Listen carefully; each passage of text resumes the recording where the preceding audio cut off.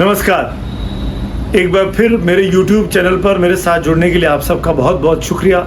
इस उम्मीद के साथ कि आपको वीडियोस पसंद आ रहे होंगे, लाइक भी आपने कर लिए होंगे, सब्सक्राइब भी आपने चैनल कर लिया होगा, इसके लिए बहुत बहुत तहे दिल से शुक्रिया।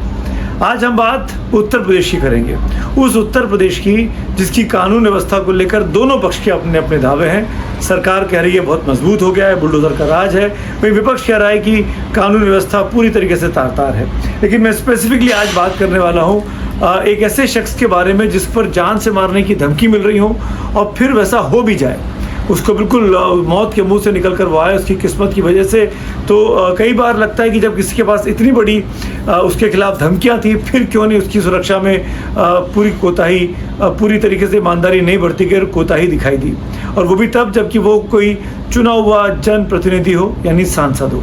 मैं बात कर रहा हूँ समाजवादी पार्टी के सांसद रामजी लाल सुमन की। नमस्कार, मैं सुमित अवस्थी हूँ और हम शुरुआत करना चाहेंगे रामजी लाल सुमन के इन तस्वीरों के साथ। ध्यान से देखिए इन तस्वीरों को।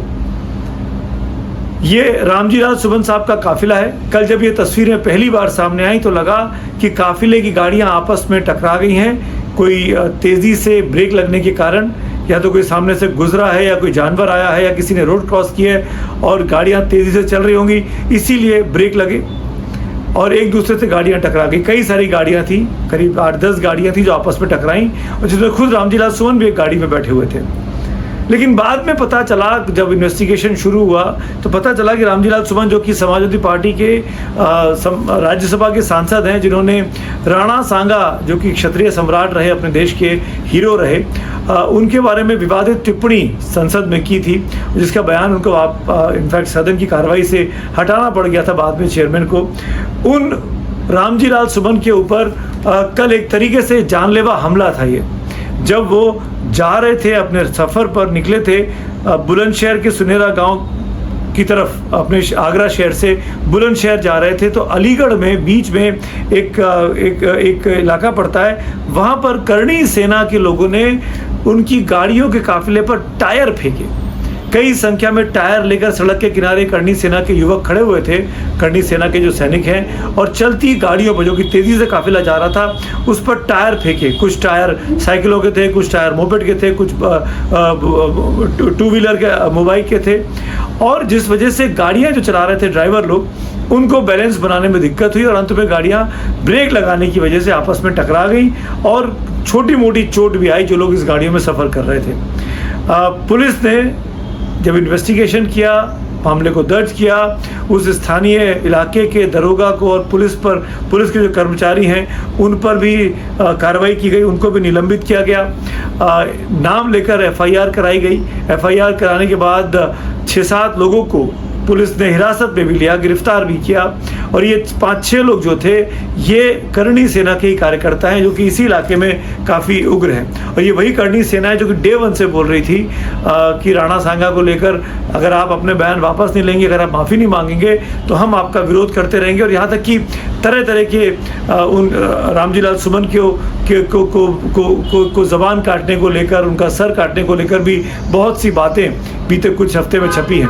रामजी लाल सुमन को थ्रेट था, पुलिस ने उनको सिक्योरिटी दे रखी थी, उसके बावजूद भी ये घटना घट जाती है आगरा और बुलंदशहर के बीच में, तो वाकई में चिंता करने की बात है।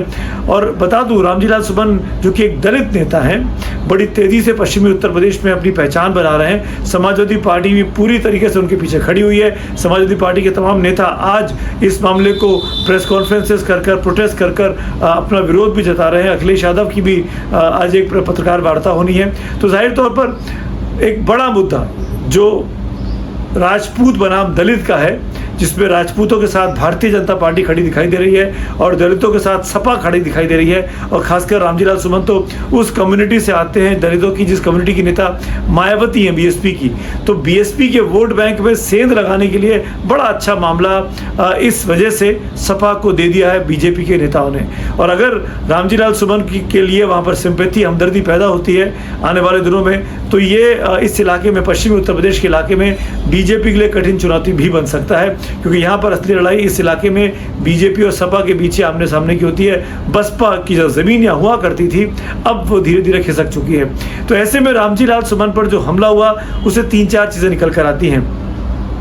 लोगों को आपने पकड़ा जिन लोगों ने हमला किया, लेकिन उनको थाने से ही जमानत मिल गई। इस पर विवाद आगे बढ़ेगा, पहला मामला।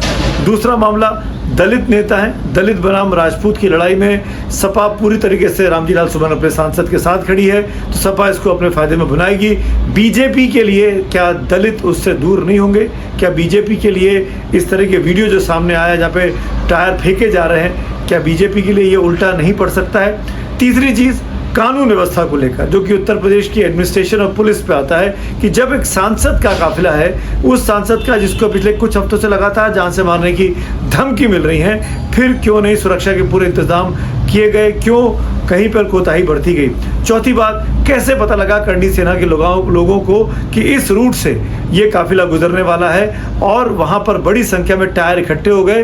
कहीं ना कहीं सुरक्षा में चूक थी, कहीं ना कहीं इंफॉर्मेशन लीक की गई, तभी बड़ी संख्या में टायर इकट्ठे थे और तभी बड़ी संख्या में टायरों के जरिए कारों को निशाना बनाया गया। कोई बड़ा हादसा हो सकता था, कोई बड़ी आपदा हो सकती थी, और ऐसे में सवाल खड़े हो जाते कि आखिरकार ये हुआ तो क्यों हुआ और किसकी लापरवाही के कारण हुआ? ये तमाम सवाल हैं जिसके जवाब आने वाले वक्त में उत्तर प्रदेश की राजनीति को गरमाए रखेंगे।